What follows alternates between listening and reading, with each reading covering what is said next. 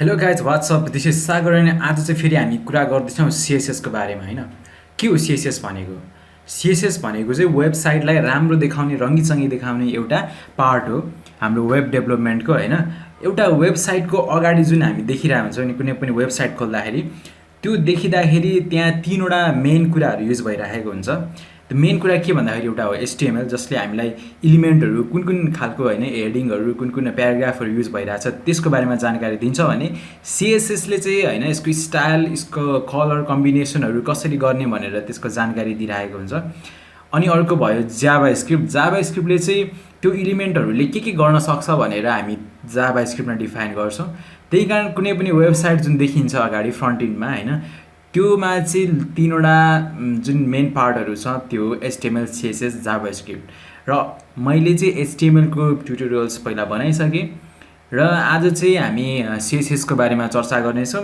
लगभग म डेली एउटा भिडियो अपलोड गरिराखेको हुन्छु 1 विकमा हामी यो सिएसएसलाई सक्दिन्छौँ होइन सिएसएसलाई राम्रोसँग होइन कभरअप गरिदिन्छौँ त्यसपछि हामी मेरो च्यानलमा जाभा स्क्रिप्टको पनि ट्युटोरियल छ त्यसलाई म अझै पनि थपिदिन्छु होइन सो हामी चाहिँ फ्रन्ट इन्डको लागि एकदम तयार रहनेछौँ होइन सो आज सिएसएसको कुरा गर्दाखेरि चाहिँ सिएसएसको लागि मैले एउटा डेस्कटपमा फोल्डर बनाएको छु जसलाई मैले यो एटममा म इम्पोर्ट गर्न चाहन्छु सो डेस्कटपमा सिएसएस भन्ने फोल्डर छ यसलाई सेलेक्ट गर्ने अब यहाँ टास्क बार होइन साइडमा आयो र सिएसएस चाहिँ हामी जम्मा 3 तरिकाले इम्पोर्ट मतलब युज गर्न सक्छौँ जस्तो कि अब यो चाहिँ भयो एचटिएमएल फाइल होइन एचटिएमएल फाइलभित्र हामी 2 ठाउँमा सिएसएस युज गर्न सक्छौँ जस्तो हेडको बिचमा हामी स्टाइल भनेर ट्याग सुरु गरेर होइन हामी त्यहाँ चाहिँ डिफाइन गरेर चाहिँ सिएसएस युज गर्न सक्छौँ अर्को चाहिँ यो बडीलाई जस्तो रङ्गीन बनाउनु पऱ्यो भने ब्याकग्राउन्ड चेन्ज गर्नु बडीमै गएर चेन्ज गर्ने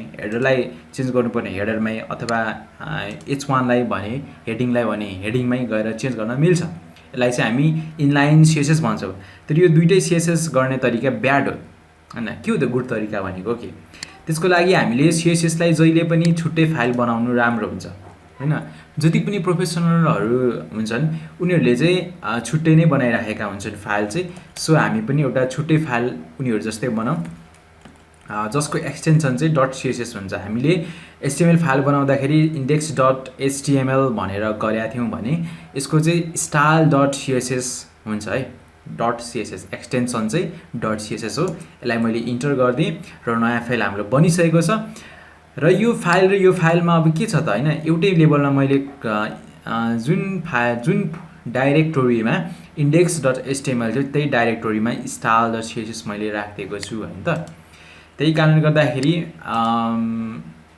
लिङ्क गर्नको लागि तर यो यतिकै राख्दैमा लिङ्क हुँदैन होइन हाम्रो यतापट्टि हेऱ्यो भने यतिकैमा यो केही पनि हुँदैन केही पनि भइरहेको हुँदैन होइन कुनै इफेक्ट गर्दैन त्यसको लागि हामीले style.css-सँग एचटिएमएल फाइललाई लिङ्क गराउनु पर्ने हुन्छ जसको लागि चाहिँ लिङ्क भन्ने नै एउटा ट्याग छ अनि जसमा चाहिँ रिलेसन के हो त होइन त्यो फाइलसँगको त्यो हामीले बताइदिनु पर्ने हुन्छ अनि त्यसपछि हाइपरटेक्स्ट रिफरेन्स होइन चाहिँ यो फाइलको नाम दिनुपर्ने हुन्छ यहाँ चाहिँ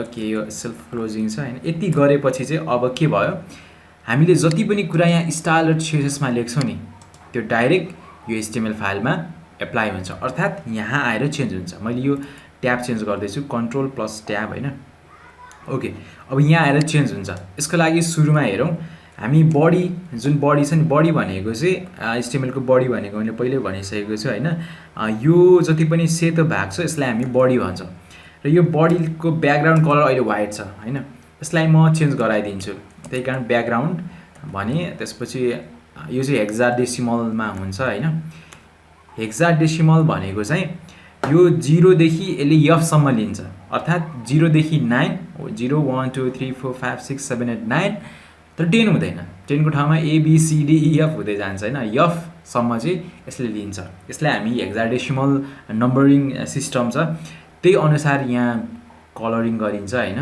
0 देखि 1 गरिँदैन 0 देखि 10 गरिँदैन 0 देखि F सम्म हामी लगिन्छ र यो सुरुको दुईटा अङ्कले चाहिँ के जनाउँछ भन्दाखेरि रेड कलरको बारेमा जानकारी दिइरहेको हुन्छ होइन अनि त्यसपछि यो बिचको दुईटाले चाहिँ के को बारेमा जानकारी दिइरहेको हुन्छ भन्दाखेरि ग्रीनको अनि यो दुईटाले ब्लू, अर्थात् के भयो आरजीबी कलर भइरहेछ। अहिले सबैमा 00 छ, यसको मतलब ब्याकग्राउन्ड पक्कै पनि कालो हुनुपर्ने हुन्छ। अब यहाँ मैले सेभ गरेको छैन, सेभ गरेपछि यो हराउँछ, यो पोइन्ट जस्तो हैन।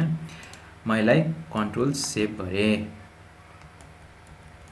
Why it is not saving, अलिकति ह्याङ भइरहेको रहेछ।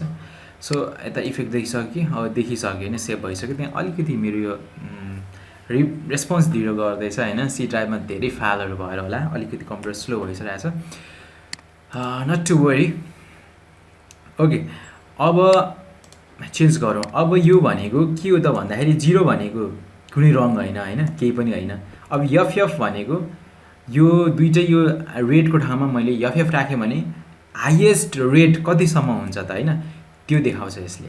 अब यो रेड आउनु पऱ्यो होइन त, रेड आयो नि त। सो यसरी अब रेड पछि यहाँ यसको ठाउँमा, यो ग्रिनको ठाउँमा पनि मैले हाइएस्ट ग्रिन राख्थेँ एफ होइन त। अब कस्तो आउँछ त, येल्लो, रेड र ग्रिन मिलेर येल्लो कलर भन्छ होइन। सो अब मैले सबैलाई चाहिँ के गरिदिएँ भन्दाखेरि ग्रिन मात्रै होइन, ब्लू मात्रै बनाइदिन्छु। ब्लू मात्रै बनाउँदाखेरि यस्तो हुन्छ, ब्लू कलर होइन। सो यसरी हामी कलरसँग खेल्न सक्छौँ। अब जस्तो यो दुईटा एफ नलेखेर हामी एएफ पनि लेख्न सक्छौँ होइन। यो त्यति पर्फेक्ट ब्लू हुँदैन, योभन्दा हल्का डार्क भयो होइन त। यसरी हामी कलर कम्बिनेसन गराउन सक्छौँ। र यो मात्रै होइन, कलर यसरी मात्रै हामी कम्बिनेसन गराउँदैनौँ। कलर कम्बिनेसन गराउने अर्को मेथड पनि छ, जस्तै हामी आरजिबी भन्छौँ होइन, आरजिबी। ओके, आरजिबी भनेको रेड ग्रिन ब्लू, जसमा चाहिँ हामी 255 होइन, अब 200 मैले राख्थेँ अनि 100 राख्थेँ होइन। अब यसरी गरेर पनि हामी कलर डिफाइन गर्न सक्छौँ, आरजिबी कलर डाइरेक्ट। यो भनेको चाहिँ 255, 0 देखि 255 सम्म हामीले यसलाई चुज गर्न सक्छौँ अप्सन होइन। यहाँ 200 युज गरेँ, यहाँ मैले 100 अथवा 0 पनि युज गर्न सकिन्छ होइन त। भनेपछि यो अझै, यो चाहिँ के भयो त भन्दाखेरि अझै एडभान्स, अझै डिप लेभलमा यसले काम गरिरहेछ होइन त। सो अब यो के भयो, यो अलिकति येल्लो टाइपको होइन भयो। ओके, अब यहाँ आरजिबी पछि ए पनि हामी थप्न सक्छौँ। यो ए भनेको चाहिँ ओपेसिटी हो होइन। जस्तो म ओपेसिटी 0.5, यो ओपेसिटी चाहिँ 0 देखि 1 सम्म मात्रै हुन्छ होइन। त्यही कारण ओपेसिटी आधी जस्तो चाहिँ मैले गरिदिएँ भने चाहिँ हल्का यो वाइट भयो होइन त। ओपेसिटी यसले हल्का छोडिदियो, मतलब त्यही होइन, बुझ्नुहोस्। ओके, अब जति पनि यो काम गरिरहेछौँ, तर यो लेटर जति पनि यो बडीभित्रको, यो बडी भन्ने ट्यागले चाहिँ, इलिमेन्टले चाहिँ के जनाइरहेछ त भन्दाखेरि यो बडीभित्र जति पनि कुरा छ त्यसलाई इफेक्ट पार्ने हो नि त। अब बडीभित्र हामीले कलर भनेर डिफाइन गरेँ मैले, अनि कलरलाई चाहिँ मैले 00F। अब यो चाहिँ मैले के गरेँ भन्दाखेरि 0 भनेको यो, जस्तो हामी यसलाई 6वटामा पनि डिफाइन गर्न सक्छौँ र 3वटामा पनि डिफाइन गर्न सक्छौँ होइन। यसमा चाहिँ मैले 3वटा डिफाइन गरेँ, किनभने मलाई जस्ट ब्लू मात्रै चाहिएको छ। अझै एडभान्स चाहियो भने मात्रै 6वटा गर्ने, नत्र नर्मली हामी 3टाले नै पनि काम चलाउन सक्छौँ। ओके, अब कलर 00F भनेको यो ब्लू हो। अब यो जति पनि यो टेक्स्ट छ नि, यो यहाँ कलर दिने बित्तिकै कलर मात्रै डिफाइन गर्दाखेरि टेक्स्टको कलर भनेर यसले बुझ्छ होइन। त्यही कारणले अब यो चेन्ज भयो होइन त। यसरी हामी चाहिँ कलरलाई हामी चेन्ज गर्न सक्छौँ, अनि ब्याकग्राउन्ड चेन्ज गर्न सक्छौँ। कलर कसरी बनेको रहेछ हामीले त्यो बुझ्यौँ। अब नेक्स्ट भिडियोमा चाहिँ म के देखाउँछु भने स्पेसिफिकेसन अफ एलिमेन्ट्स।